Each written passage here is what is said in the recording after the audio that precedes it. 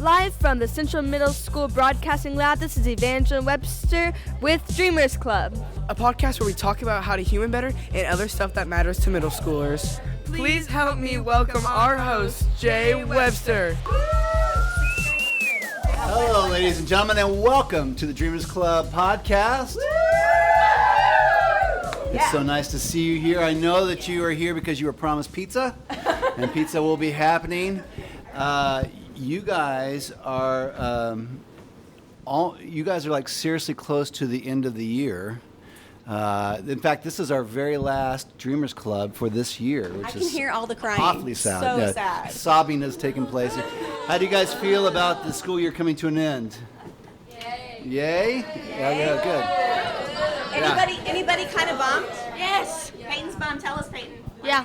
Because I did whole summer without my friends. Yes. Oh, that's sweet. She's gonna miss you. I love you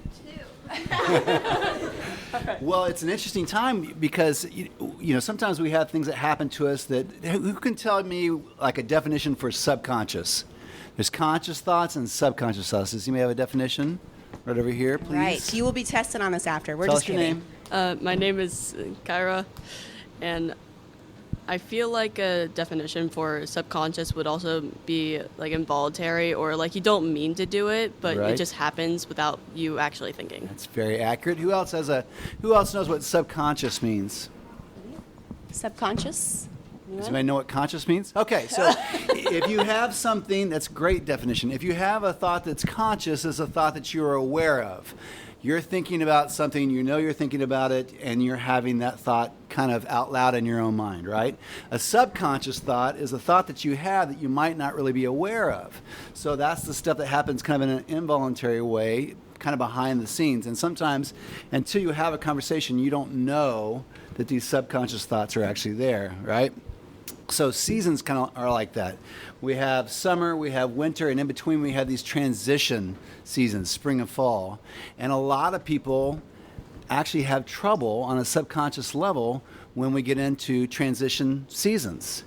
And you start to feel a little uneasy. There's things that are changing.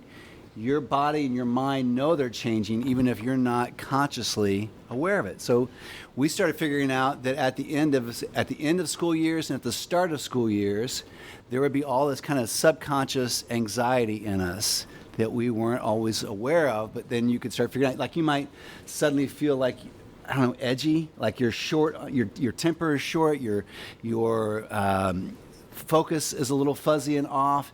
Maybe you have physical stuff, like we always have physical sides of our emotions. You think of emotions as kind of being these airy feelings and stuff like that, but your feelings and emotions have all these physical ramifications too, right? So sometimes when we would get into transition seasons, you'd start feeling anxious, you'd have trouble sleeping, maybe your stomach gets off, maybe you don't have as much of an appetite, maybe you have a lot more appetite all of a sudden, you want more pizza than normal, maybe you have trouble sleeping all of a sudden when normally you can sleep pretty good.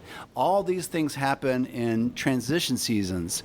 So like we started noticing even when Evangeline was at Kane Elementary, shout out to Kane Elementary. All right. Yeah.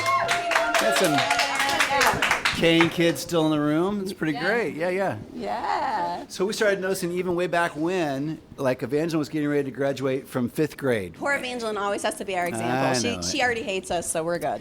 So we were all looking. So I could tell with Evangeline, I was like, "Are you sad about leaving Kane?" She's like, "Heck no, I'm ready." And she was. I mean, you guys had done everything you could at Kane in that year. I remember it. You were all a little excited about getting out.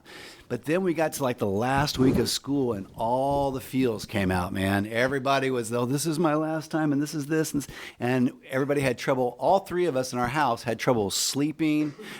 Appetite went out the window. Everybody felt a little, tension and nervousness. Fritzy. Call it feeling fritzy. Yeah, and so we realized that's the anticipation of change. Even if you're going through good change, like you're getting ready to go, like next year you guys will be, most of you will be in 8th grade, right? How many 7th graders do we have now? All right. Most of you guys are 7th graders today, right? Yeah. But we do have couple 6th graders.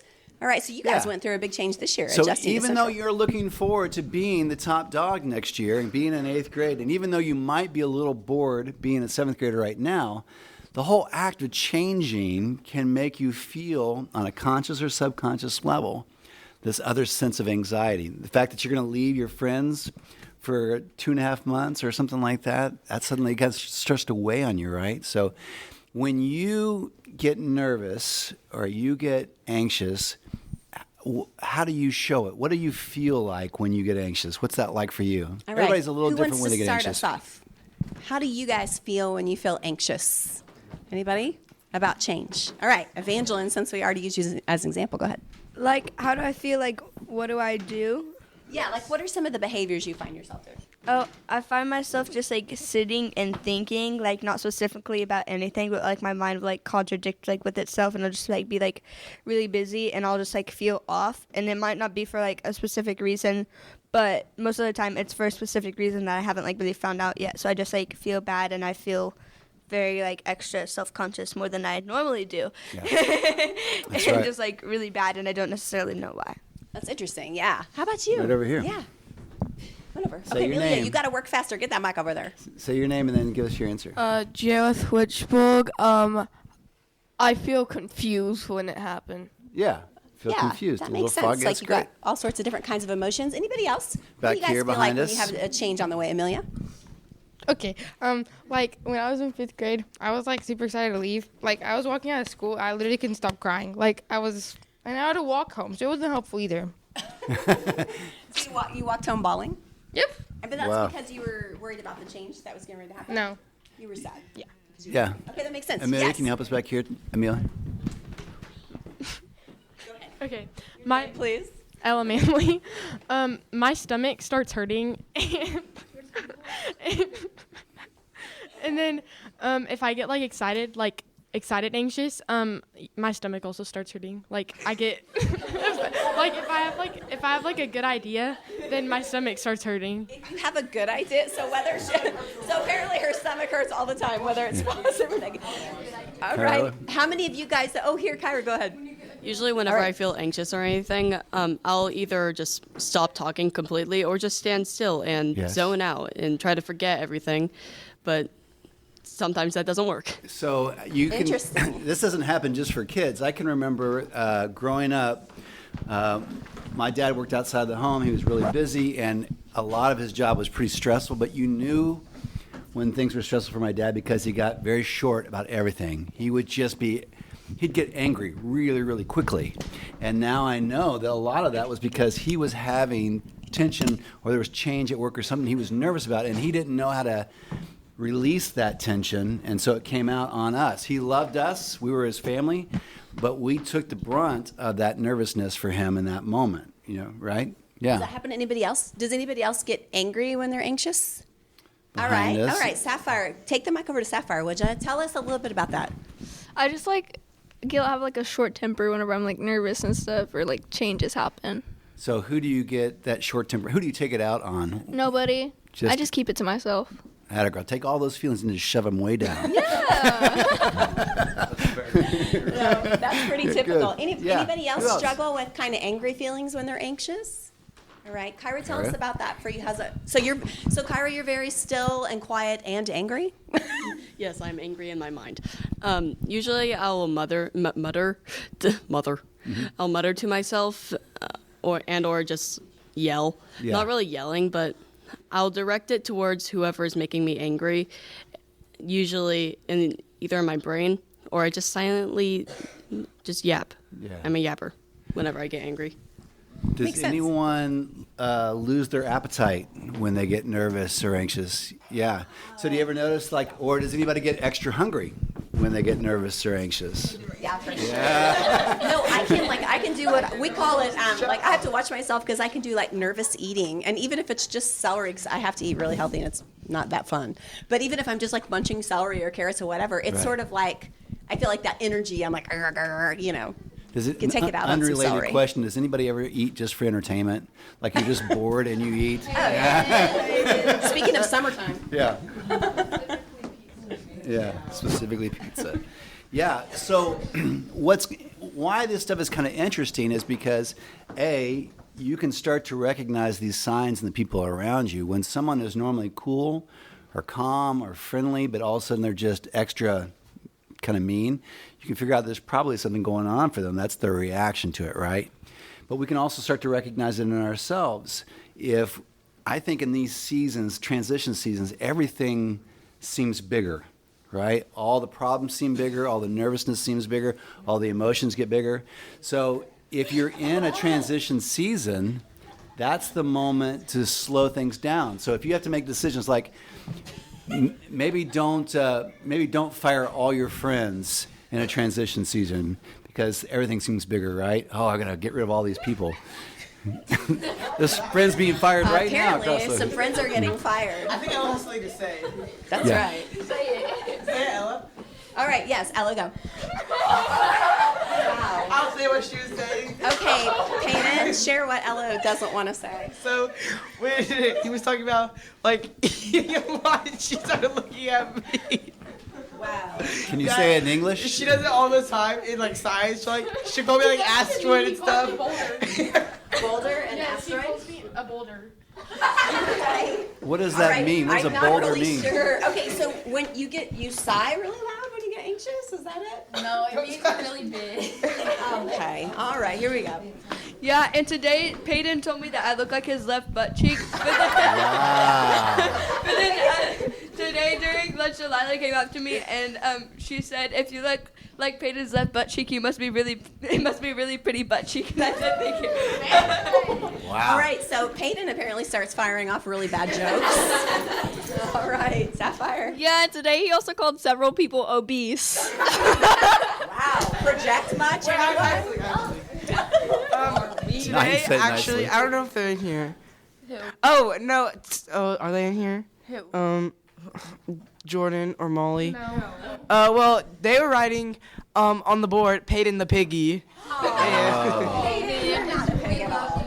All right, so maybe some people start making The fun whole of other people podcast has when taken they a different slant. it's taking a turn. All right. So the main thing is, what I want to leave you with is that you're going to be in this little transition season for a couple of weeks where you're finishing the school year. Things are going to seem big. So when those things seem like big emotions or big feelings or whatever, that's the time to slow things down a little bit and just be aware that things seem like that, bigger than they normally are, right?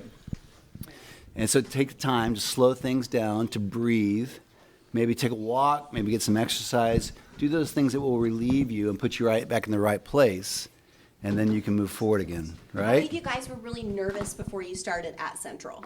Do you guys remember that? Like at elementary school and you're getting ready to go into middle school. That's like a really big change. So you guys went through that this year, right?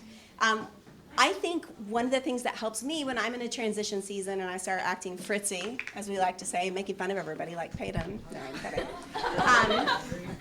Is if I recognize, be like, oh, okay, it's like a light bulb goes off, like, okay, this is why I'm feeling weird. Things are getting ready to change. It's a transition season. And then I cut myself a little slack, but I also can kind of recognize that the reason I'm extra fritzy is probably because of that, right? And then in a way, just recognizing it makes me feel a little bit less crazy. Yes, Amelia. Okay, so it's really weird, but like when I get anxious, I literally just clean for hours on end. Like just clean. So like, you know when I get anxious because our whole house is clean. That's awesome. Does anybody else So like when to you to so do now something you like know that? that when that happens, you can recognize why it's happening, right? If you feel that energy come on you, you'll know. That's actually a good positive thing to do with your extra energy. Until 11, cleaning my room. Cleaning, I have no idea wow, why until that- 11. That's impressive. Okay, Nick, right here. I'm coming in. So whenever I have anxiety or I'm anxious about something, one of the things that helps me is like taking a nap, because whenever I wake up, I forget what I was anxious about for a few Yeah. hours. That's actually a really good tip. You can sleep it off. I like that. Yeah, and whenever I have like anxiety or something, I like to ask like a bunch of questions on like what I'm anxious about. So like what helps me is like getting told what's gonna happen and stuff, and I just like calm down. Yeah. That's really good. Yes, ma'am. When I get anxious, I blast Adele in my room and sit on my bed, contemplating my emotions. Yes. This morning at 6:30, Evangeline was really pumping the Adele, and it was a little early So for loud Adele ballads, early is what it but, was, you know, whatever helps. Okay, yes, Levi, come on, share with us, Levi. No. When I get anxious, I like to call Ace, like FaceTime Aislinn. She lives in Owasso now, so she moved away. Yeah. That's like a good friend that you feel like you Yeah. can. That's awesome. What about this idea? If you guys, it's like herding 7th grade cats over here, y'all. Okay, shh. All right, hang in there. Good job. What about if you know you're in a transition season with a lot of other people at the same time? What if that helps you be aware that that's why someone else might be acting fritzy or weird, right? Mm-hmm. Could we kind of offer each other a little bit more grace? Like, people are a little grumpy, it's a little tense, and this is why. Sometimes for me, I feel like if I understand why someone is doing something, like Jay, when your dad used to get angry with you guys or be short with you guys, it wasn't about you. And if you know that, you can say, okay, they're not really upset with me. They're just going through this, right? Does anybody have an example of a time where they have done that or known that someone else was acting out? Kyra? Amelia, can you get to Kyra there? Get over there, run over there. Yeah, and you kind of gave them some grace because you knew why they were acting subconsciously. Not exactly me, but it was whenever I was feeling stressed, and it was projecting onto my sister. She has a tough time recognizing others' emotions because we're pretty sure she's on the spectrum, autism. So whenever I get like short-tempered with her, she'll think it is her fault, and she'll keep asking me if I'm okay because I give really short answers, and I'm like, I get angry a lot. Yeah.